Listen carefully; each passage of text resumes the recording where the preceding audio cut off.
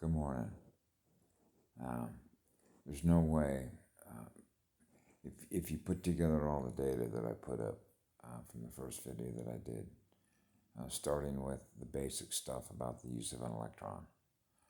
What is the purpose of an electron? Why does it even exist?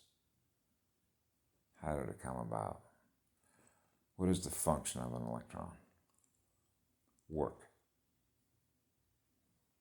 It performs work. So when you have a thought, that's work. That's an electron.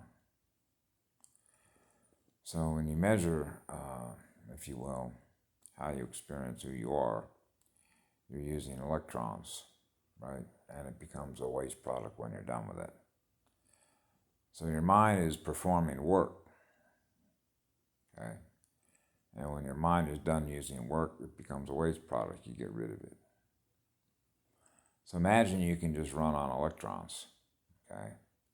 And not worry about having to pull anything out of the ocean in order to put it in your physical body because you run on electrons. Okay? Electrical field, the universe is an electric universe. So your state of consciousness is running on electromagnetic energy, isn't it?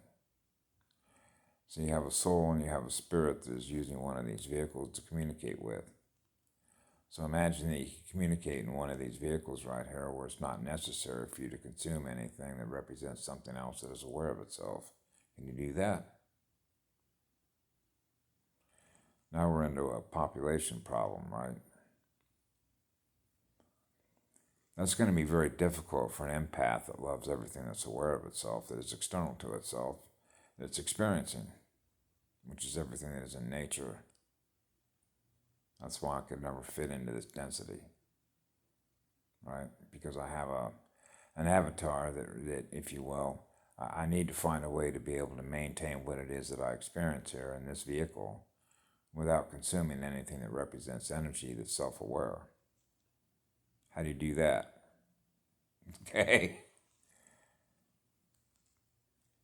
So that's one of the reasons to minimize all that. And this goes all the way back to childhood, when we used to have debates about consumption, energy producers, energy consumers.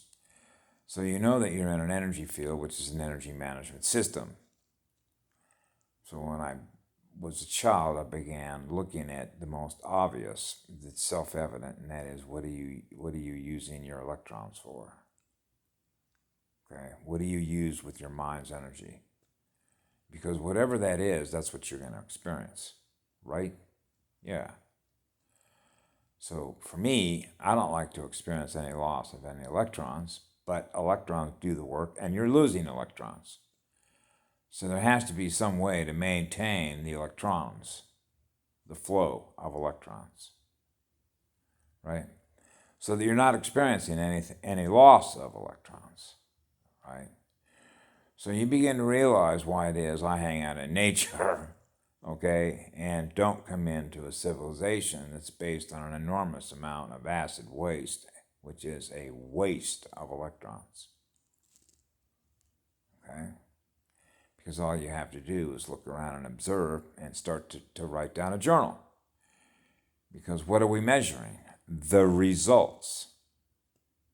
We're experiencing the results of their use of electrons,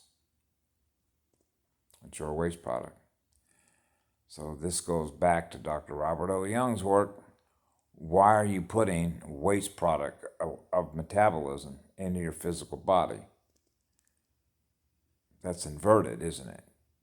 That's reversed engineering or reverse programming, which means instead of going faster through the cosmos, you're actually draining your own energy to go slower. And how do we measure that? Well, if you're looking at the bioengineering side of things in evolution and classroom and learning, then instead of learning to go faster, you're learning how to go slower, which means that's not an efficient use of electrons, is it? Well, that depends on what you want to experience. And since your free will right to experience whatever you experience, then another question comes up, because that's how we learn, is by asking questions. The more questions we have means that there's more that is out there that we haven't experienced, that we have a question of, from which we ask to see if there's somebody else that knows the answer to that question. But how do you know if that answer is true or not if you haven't experienced it? Then you got to trust the giver of the information as to whether or not what that experience represent, because you didn't experience it, they experienced it because they're saying that they did. So what does that experience represent in an evolutionary state of affairs, okay? So when you think of this place as a lab class, okay, you learn through nature how things work because you see how she does the physics in the planet. So you're experiencing how she experiences what she is. So she's sharing who she is with everyone else that's here. An energy management system. So one of the things that I measure across the spectrum is all the different minds, all the different units of consciousness that are experiencing each other and everything else that's in nature. Okay? So when I began realizing, for example, and this is how do I put this? Everybody sort of has their own niche because they have their own free will. Everybody to a certain degree or not, because I can measure this, because I observe this, because that's what learning is. That not everybody is cut from the same cloth, genetic cloth. Different people have different ideas on the world in which they believe they live in that is not going to be the same as somebody else, because the differences are related to the experiences that have informed them of not only who they are, but the relationship they have with everything else that is aware. Right?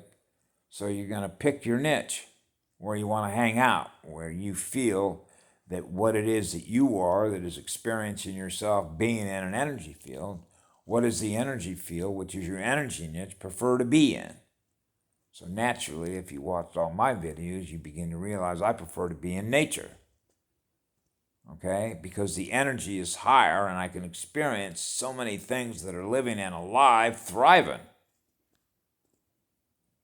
Right? And then you begin to realize when you come into a civilization or town or city in America, and that's one of the things that I did when I traveled through 38 states, is I was measuring the gain and the loss of light, or if you will, the quantification and qualification of people's health and wellness by mapping the terrain. Okay, which is, well, there isn't a lot of light in this town, well, there's more light in this town, and you can do that by the interchange. By going into a store, asking questions, feeling the energy, being in a post office, riding on a bus, walking down the street, going into a park. And you're mapping the terrain because you're experiencing the energy that is experiencing itself with all the units of consciousness that are there, including everything in nature, like a park in the middle of a city. Right? So when I think about the changes that are taking place right now, and I watched a post put up by Patty Broussard about all the mass arrests, the Earth Alliance, et cetera, you would sort of expect, as I've mentioned before in a previous video, when you see all the ships that were coming in through the Sun Gate back in 1997, which is when I was first prompted to go look at it, you could see all, if you want to call them dogfights, because you have a historical memory of knowing what